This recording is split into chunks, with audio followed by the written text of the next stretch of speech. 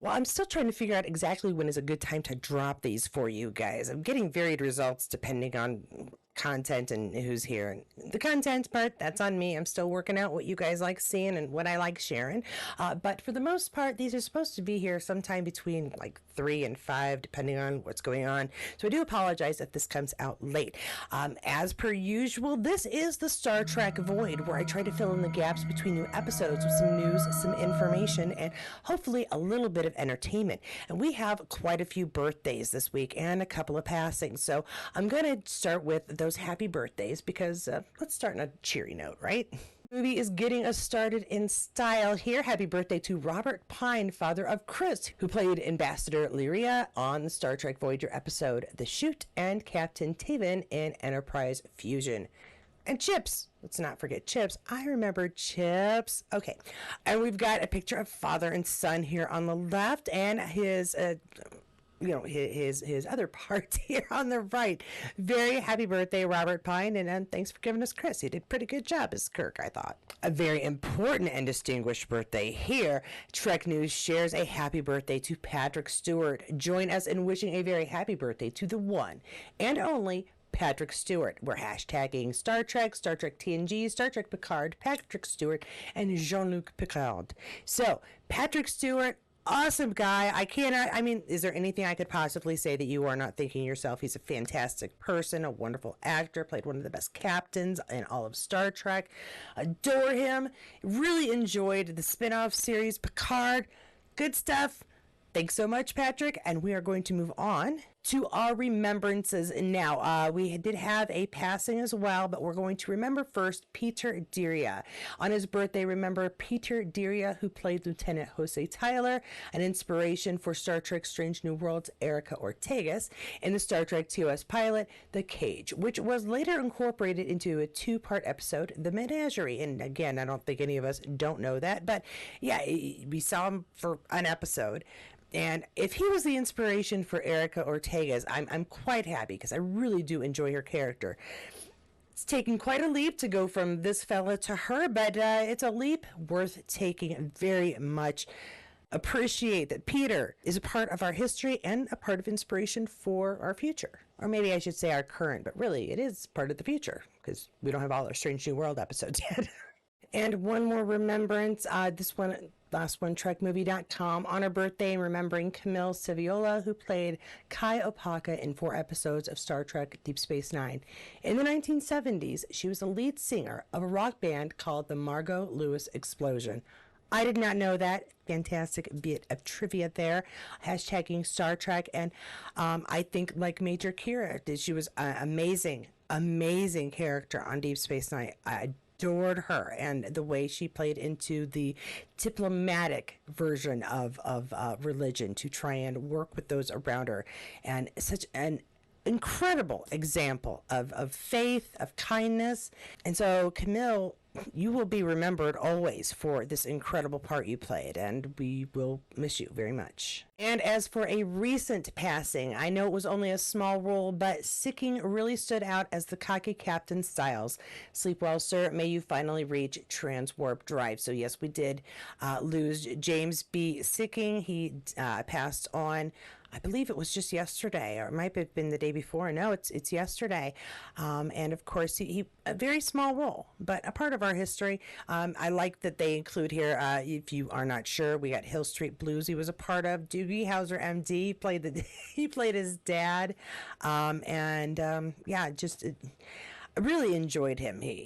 I'm thinking of his face and popping up in a whole bunch of different shows that I watched over the years, but they're fleeting and I can't recall them all. So just want to take a moment and really thank him for his contribution, really not just to Star Trek, but to television in general. I mean, help make some really great stories come to life.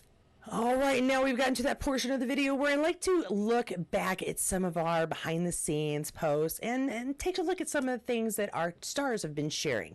This first one, though, is a way back image. Yeah, my goodness, a way back. It's so far back that the picture's gone grainy. This one's shared by Tango, also known as Pike's Horse. Some guys making a story about ancient astronauts back in the spring of 1967.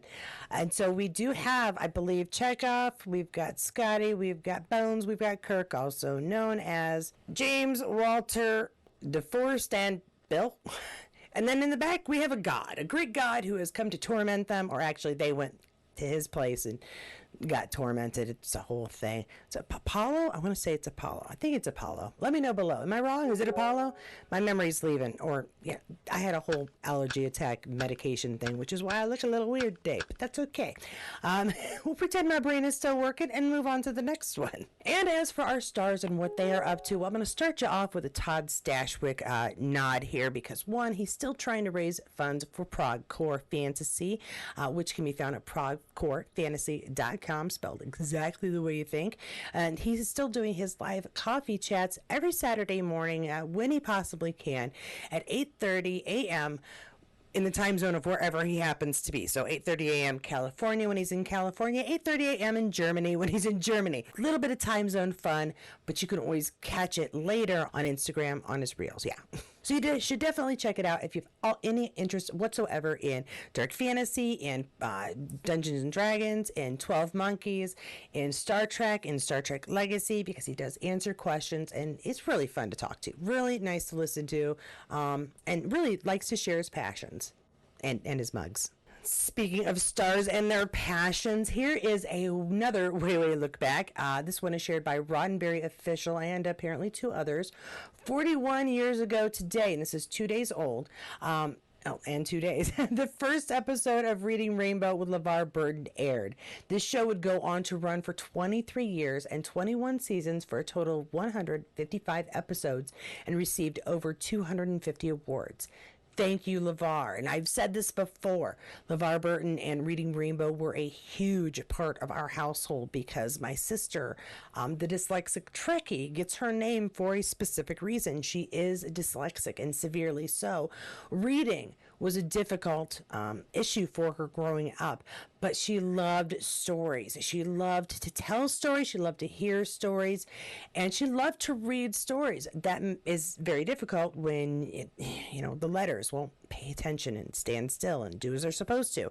So Reading Rainbow allowed her to follow stories, to read stories. And yes, audiobooks are now her best friend because, again, dyslexia is not something that gets fixed or you grow out of. It is something that you learn to deal with. And thankfully, there are a lot of resources out there for people who are dyslexic and blind and have other vision issues that allow them to participate fully in society, which is fantastic for those who are seeking an education or seeking some entertainment. So very much thank you, Levar, for your dedication in this area. My family owes you a debt of gratitude. Absolutely. And another look at our stars. This is, of course, Rebecca Romaine and Jerry O'Connell, both stars on two different shows, part of the Star Trek family and their own little family. This one is shared by Rebecca herself, so celebrating 17 years of marriage with this live wire who always gives me the first bite of my pizza. Happy anniversary. That is very cool. This is at least a day ago, so their anniversary is a little past, but very cool. And it's like we have our own Star Trek couple. Very nice. Now, I always like to include a way that the fans share their appreciation for Star Trek. Rather, it's a strange float like last week or a piece of art they have created. This week, we are back to art, or at least more traditional art. This is shared by Alyssa Murakami. My apologies if I am destroying your name. It's not purposeful. We just finished watching Star Trek Prodigy, and I had to draw something. One of my most favorite Star Trek series, hands down. And she created this fantastic image. I love this. We've got everybody, even Majel, which I am so glad that she was included. If we get a season 3, I do hope she comes back on a regular basis as part of our original crew here. She was a really nice addition. And no, I'm still not finished. As soon as my daughter and I are done, we will do a live video giving you our thoughts on the second half of the season and the show overall. By the time we are done, Maybe no one will be interested, but my daughter really gets a kick out of doing these. So we will do it as soon as she is finished. It's a busy summer. She has lots of outsiding to do, so it's taking a minute. We have yet to see the full adventure of our Prodigy gang, so no spoilers for us, although we now know where Wesley Crusher is. Now, while I have no big news in this volume of the Star Trek Void, I do have a fun article you can read, because I like to include a little something if you would like to read something on your own. And this one, I don't want to bring a lot of spoilers in, so I am just going to show you the article so you can go take a look at it, and the link will be below. This article by Screed Rant reminds us of something. If you've been watching your Prodigy, and I know you have noticed that we revisited someplace kind of interesting, someplace that we told we probably weren't going to be visiting again anymore, since it's, well, there's a whole technobabble thing, but in Discovery's jumping future, we find there's some problems with the mirror universe. We can't be doing any more, universe hopping. So we really didn't expect to see a whole lot of the mirror universe anymore. However, Prodigy doing their own thing. Let us take a peek. And this is Star Trek's mirror universe is back.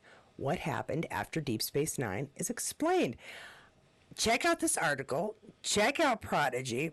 It's a nice mystery because we know there was a lot of universe hopping in Deep Space Nine. I swear every season somebody was hopping back and forth. And then, of course, in Discovery, we visit the mirror universe for practically half a season and get ourselves a new emperor because of it. Giorgio, her future, we'll find out more on Section 31, but it's the future of the mirror universe that was a bit of a question mark. So somewhere between Deep Space Nine and Prodigy, there's a whole little story, and this is where you find it. So I will include that link below. I hope you enjoy it. It's a kicker and does give us some fun tidbits of information. I do hope you enjoyed this little catch up here. There will be more stuff coming up. I had more stuff. I've got a Michelle Hurd video that I wanted to include in this one, but I'm going to save for tomorrow's or Thursdays, depending on when I get these out. As I'm rearing up for the Star Trek Las Vegas trip, I'm finding that my time is not as abundant as it was just a couple of weeks ago. And so I am going to try to keep at least 2 videos of Star Trek coming every week. Don't hate me if I don't, but I will try to include as much information, those birthdays, some fun behind the scenes, and our artists as much as I possibly can, because they're kind of cool to look at. If you enjoyed this video, please give it a like. And if you enjoy this channel and think you might want to come back, don't forget to subscribe and hit that notifications bell. I want to thank again my patrons and my members for your additional support. I really could not be doing a lot of this if it weren't for you, so thanks so much. If you have yet to sign up for a one-on-one chat and you are a member or a Patreon, please go check out the post on Patreon or the post in the community for all members, and let me know what date and time you would like to do that. Let me know, of course, if it is going to be on the 30th or the 31st. A reminder that I will be in Las Vegas, so you will get an interesting view and not this one while we have our talk. To everyone who stopped by today, thanks so much for joining me. If you didn't get enough Star Trek information, don't worry, I do have plenty more. I've been making videos for a little while now, so if you want to check out anything that you might have missed, please check out the Star Trek Void playlist, or just take a look at whatever videos at the end of here being advertised, because there'll be a Star Trek one at least. And when you do choose one, I'll see you there. This is shared by Rebecca Caron Majan. Yeah.